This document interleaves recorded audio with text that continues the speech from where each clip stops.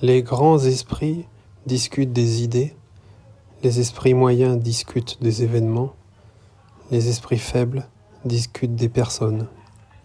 C'est une citation qui est généralement attribuée sur Internet, donc il faut se méfier, à Socrate, qui a donc dû prononcer cette sentence dans un des textes mis en forme par Platon. Premièrement donc, les grands esprits discutent des idées. Comme on nous l'a appris à l'école ou au lycée, Platon, Socrate sont des idéalistes, c'est-à-dire que selon eux, les idées éternelles sont déterminantes pour le reste de l'univers. Chaque chose qui existe sur Terre est la représentation de l'idée qui existe de toute éternité dans les cieux. C'est mon vocabulaire ici, donc ce n'est pas exactement ainsi que le posent les socratiques ou les platoniciens. Donc les grands esprits discutent des idées, c'est-à-dire que les grands esprits observent et étudient l'éternité, ce qui détermine le mouvement de la vie, la réalité de notre univers. Et c'est ainsi qu'ils peuvent comprendre rationnellement, en connaissant le fonctionnement des idées, le fonctionnement de ce qui est éternel, bien le fonctionnement de ce qui ne l'est pas et ce qui est mouvant, ce qui est changeant. Les événements et les individus qui agissent lors de ces événements. Donc les grands esprits évoquent et discutent des idées. C'est-à-dire que les grands esprits vont à la racine des choses. Ils essayent de comprendre radicalement les choses. Ils essayent de savoir la cause première de tout ce qui arrive. Par exemple, on va dire que Macron a pour cause première quelque chose. On ne va pas dire que Macron a une politique telle ou telle parce qu'il a travaillé à la banque Rothschild. C'est trop réducteur. On ne va pas accuser Macron de tous les maux, comme on ne va pas faire porter sur un individu tous les maux de la Terre. On ne va pas prétendre que c'est à cause d'Hitler ou à cause d'un terroriste serbe en juillet 14 que la Première Guerre mondiale s'est déclenchée, ou que c'est à cause de la folie meurtrière d'Hitler que la Seconde Guerre mondiale a eu lieu. Ça, ce sont les petits esprits qui discutent des individus, qui posent que le caractère d'un individu n'est pas dépendant de causes extérieures à cet individu. Ses actes ne sont pas dépendants de causes extérieures à cet individu. Cet individu est libre et donc, s'il agit de cette manière ou d'une autre, c'est par son plein gré. Et donc, s'il se passe des choses négatives suite à des décisions qu'il a prises, tout est de sa faute. Et donc, on peut facilement tomber dans la bassesse morale et l'incriminer de nombreux faits et méfaits, alors qu'évidemment, il n'aura été qu'un pion dans le jeu très complexe que l'univers nous joue. Les grands esprits discutent des idées. Le problème, c'est que ces idées éternelles sont très peu accessibles au commun des mortels et seule une élite philosophe peut y accéder, si l'on traduit un peu la vision du monde de Socrate. Les grands esprits sont moins nombreux que les petits esprits ou que les esprits moyens. Cela semble donc une vision aristocratique, au sens où ce sont les meilleurs qui dirigent, et non le peuple. Néanmoins, les grands esprits discutent des idées. Cela veut aussi dire que les grands esprits sont armés d'une théorie, d'une manière de penser, de catégories de l'entendement qui leur permettent de comprendre le monde, l'histoire du monde et les actions des hommes et les événements historiques, politiques ou sociaux qui s'y déroulent. Ainsi, c'est parce que, par exemple, je suis marxiste trotskiste ou que je suis catholique traditionnaliste ou que je suis souverainiste gaulliste que j'ai des catégories de pensée, des concepts qui me permettent de poser une grille de lecture sur les événements et sur les individus qui sont les acteurs des événements et qui, ainsi, cette grille de lecture me permet d'analyser. Et donc ainsi, je peux considérer que je fais partie des grands esprits, car à la base de ma pensée, il y a les idées de ce système philosophique ou de cette manière d'appréhender les choses générales que j'ai fait mienne. Ce sont les 3 étages de la fusée. Il y a par exemple cela, on le voit bien chez un un écrivain comme Karl Marx. Premier étage de la fusée, ses œuvres de jeunesse jusqu'au manifeste du Parti communiste, où il pose les bases d'un système d'appréhension du monde qu'on peut appeler le matérialisme historique ou la philosophie matérialiste dialectique. Grâce à cette théorie générale, grâce à cette manière d'appréhender les choses, qui est elle-même l'héritière de nombreuses autres pensées, eh bien, il va pouvoir étudier les événements avec cette grille de lecture et les expliquer rationnellement, que ce soit les révolutions de 1848, l'avènement, le coup d'État de Napoléon III, la révolution de 1870 suite à la guerre contre la Prusse en France, de nombreux autres événements historiques de son temps, qu'il a pu analyser, il a pu en faire la description, il a pu donc parler des événements en tant qu'esprit moyen, et on va dire qu'il s'est même abaissé à être un esprit faible, au sens où il a expliqué certains événements par le caractère des individus, et on connaît que l'art journalistique de Marx est d'un excellent niveau, puisqu'il n'a pas son pareil, ou disons, en tout cas, il est très doué pour dépeindre le caractère des personnes, pour nous les faire vivre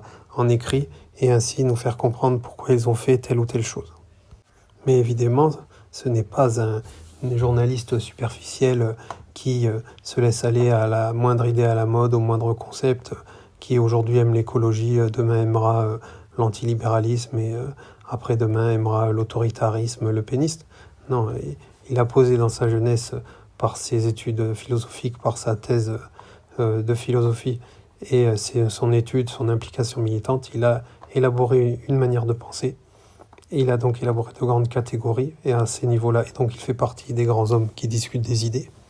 Et ceci fait, il peut passer à l'étude des événements et des individus et donner une grille de lecture et une appréhension du monde à ses lecteurs qui leur permettent de comprendre ce qui se passe.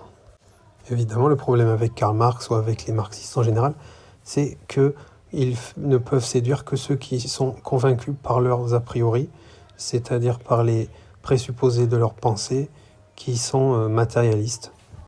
Évidemment, un croyant, un musulman ou un catholique ou un protestant, un juif talmudique, peuvent être séduits par des œuvres de Karl Marx en les lisant. Néanmoins, s'ils connaissent les soubassements idéologiques de cet auteur, ils peuvent être méfiants, circonspects, voire hostiles et se détourner de ses écrits quand bien même ils auraient pris du plaisir à les lire. Effectivement, le problème de Marx est qu'il a pris beaucoup de temps ensuite, car en fait c'était plus un militant qu'un écrivain. C'était un communiste, donc il a produit une œuvre énorme sur le plan intellectuel, sur le plan économique, politique et philosophique, mais en partant de cette révolte et de cette vision du monde athée, anticléricale et très positiviste, qui était la sienne, hegelienne, et donc il a produit des textes, mais pour lequel son œuvre littéraire et économique n'était qu'un moyen de gagner du poids en politique, de défendre des idées dans des groupements communistes ou dans des internationales ouvrières. Et donc tout ça était lié, quoi. Il ne faut pas détacher l'écrivain du militant. Marx n'était pas un communiste de cabinet, un communiste universitaire. C'était quelqu'un qui a eu une vie très difficile et qui a vécu dans la pauvreté, qui était soutenu par son ami Engels, qui lui était un communiste, mais en même temps était un capitaliste sur le plan professionnel, et donc il y avait de l'argent et qui lui envoyait un peu d'argent pour qu'il puisse subsister. Néanmoins, Marx n'a pas eu les moyens d'acheter un cercueil à son enfant qui est mort en bas âge. Il a vécu vraiment des événements très difficiles. Il s'est mis au niveau de la classe qu'il estimait être la classe révolutionnaire, le prolétariat industriel, la classe amenée à diriger toute l'humanité vers une société sans classe, justement, à détruire l'État, détruire les classes sociales et à instaurer le communisme, ce qui peut être assimilé sous une certaine vision à la Jérusalem terrestre, le retour à l'âge d'or du nouveau cycle de la tradition hindouiste, ou des traditions également occidentales comme dans l'Antiquité gréco-latine, ou si l'on prend certaines œuvres chrétiennes et qu'on les étudie d'une certaine façon. Je renvoie à René Guénon, évidemment, pour tous ses travaux sur la tradition primordiale commune à toutes les civilisations humaines. Pourquoi est-il primordial de discuter plutôt des idées, voire des événements, mais surtout pas des individus, en politique ou dans notre réflexion quotidienne sur le devenir du monde, sur le plan économique, social, politique, culturel, religieux, que sais-je encore. Il y a beaucoup de raisons à cela. Par exemple, l'amour d'autrui, qui est quand même un message particulièrement fort du christianisme qui imprègne toute notre civilisation occidentale. Aimez-vous les uns les autres, aimez même celui qui t'a offensé. On sort de la loi du talion de l'Ancien Testament et on vient au contraire dans le pardon, l'amour de toute l'humanité. C'est l'exemple du Christ lui-même, Dieu qui s'est fait chair et qui, in fine, est mort sur la croix pour montrer toute la bêtise humaine ambiante à son époque et pour prendre en compte tous les péchés de l'humanité en lui-même. Nous sommes immergés dans ce mode de pensée qui a également donné la pensée humaniste de la Renaissance, laquelle s'est infléchie bien sûr avec le développement capitaliste naissant, mais on voit bien que dans le mouvement ouvrier, le marxisme ou les pensées radicales de gauche depuis 2 siècles et demi, il y a une forte empreinte donc, de cette vision d'un Christ humaniste, altruiste, qui est prêt à mourir pour sauver l'humanité entière. Et bien évidemment, si je pense en esprit faible et que donc je ne discute que des personnes, je vais imputer aux personnes en elles-mêmes les problèmes que je rencontre, ou les problèmes sociaux, économiques, politiques, culturels ou autres. Et donc, je vais ne plus les aimer, mais les avoir en haine, puisqu'elles seront responsables de ce que je vis, ce que je subis, ce qui est négatif dans ma vie. Donc je vais dire, c'est à cause de Macron que je vis mal, c'est à cause d'Hitler que les Juifs ont été exterminés, et d'ailleurs beaucoup d'autres personnes, les Soviétiques, les Russes, les Slaves, les Gitans, etc. C'est à cause des Américains, des capitalistes américains, si le tissu industriel français a été détruit, etc., etc. C'est à cause de George Bush, si l'Irak a été rasé, c'est à cause de Bernard-Henri Lévy, Barack Obama et Nicolas Sarkozy, si la Libye a été détruite, et on peut continuer ainsi. Ça, c'est le journalisme et le médiatique habituel, c'est-à-dire imputer à des personnes les causes d'événements, qu'ils soient bons ou mauvais. Ce n'est pas que ces personnes n'ont aucune responsabilité dans les événements, mais c'est que réduire à eux seuls la responsabilité, c'est s'empêcher de réfléchir, tout simplement. L'esprit moyen va discuter des événements, c'est-à-dire qu'il va essayer de comprendre que sa situation ou le problème qu'il vit ou qu'une communauté X ou Y vit, ou le bienfait qu'il vit ou qu'une communauté X ou Y vit, est la cause d'un événement. Par exemple, si mon fils peut aller à l'école, si ma femme peut avoir des droits comme les hommes, c'est grâce à la Ve République, les événements qui ont concouru à la création de la Ve République, ou les Lumières, la Révolution française, le progrès social. Si je vis le chômage, c'est parce que il y a trop de travailleurs, donc c'est du fait donc de certaines lois qui ont été prises pour protéger plutôt les grandes entreprises que les travailleurs. On reste dans le rationnel, on reste dans le réel. C'est une pensée moyenne, c'est-à-dire qu'elle n'est pas fausse totalement ou vraiment simpliste. Elle a une grande part de vérité, mais néanmoins, elle est amenée à se modifier. L'opinion est amenée à changer, elle sera mouvante, elle ne repose pas sur des concepts éternels. Les grands esprits donc discutent des idées, c'est-à-dire notamment dans la version, on va dire, moderne, minimale, ils discutent armés d'une théorie générale ou d'une manière de penser, d'appréhender le monde qui leur permet de juger de l'ensemble de l'évolution de l'humanité. Comme dirait Marx dans son introduction à la critique de l'économie politique, ceux qui se sont haussés jusqu'à la compréhension de l'ensemble du mouvement historique. Donc là, on est dans des grands esprits qui discutent des idées, donc qui discutent pour toute une époque, pour tout un mouvement historique, depuis le premier homme, depuis Lucie quelque part, jusqu'à le futur, jusqu'à l'avènement du social-communisme, la société sans classe, sans État, l'harmonie universelle, la concorde et la paix. On va dire que c'est la conception minimale des grands esprits, discutent des idées. Pourquoi ? Parce que le marxisme, le matérialisme dialectique, le matérialisme moderne, la pensée scientifique sont des pensées tautologiques, c'est-à-dire que pour des raisons bien compréhensibles à l'époque et je ne jette pas du tout la pierre à ces grands penseurs, ces génies qui, depuis le XVe siècle, ont remis en cause la société traditionnelle jusqu'à la faire exploser en partenariat avec les grands intérêts économiques de leur époque. Mais donc c'est une pensée qui repose sur la preuve, sur l'expérience, et qui nie toute rationalité extrasensible, surnaturelle, à notre univers. Comme je le dis souvent dans des vidéos, donc on en arrive au Big Bang, c'est-à-dire que c'est le Big Bang qui tient le Dieu athée, de Dieu laïque à notre époque, et qui explique tout.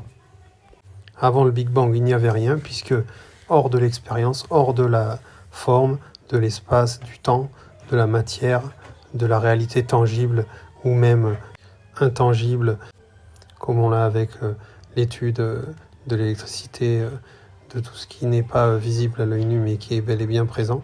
L'étude de tous ces phénomènes se développe depuis quelques siècles et notamment depuis le début du XXe siècle. Hors donc de ce monde sensible, hors donc de ce monde basé sur l'étude, l'expérience, de choses mouvantes, de choses qui par définition ne peuvent pas être l'objet de loi, puisque aucune expérience ne sera exactement la même que celle réalisée précédemment, et donc finalement il n'y a aucune loi que l'on puisse tirer. Hors de cette manière de penser les choses, donc remise en cause totale de la perpétuité, de l'immutabilité des principes de pensée spirituelle, il n'y a rien. Et donc il faut abolir cette pensée qui considère que le monde, l'univers a été créé par quelque chose qui est au-delà de lui-même et que donc nous n'avons pas les clés pour le comprendre. In fine, la définition, la compréhension maximale donc de la première partie de la sentence de Socrate, les grands esprits discutent des idées, eh bien c'est tout simplement que les grands esprits, par des méthodes, par des techniques, par une approche traditionnelle, discutent ou plutôt méditent et essayent d'avoir accès à des connaissances éternelles, c'est-à-dire à la connaissance métaphysique. Merci de votre attention et bonne soirée.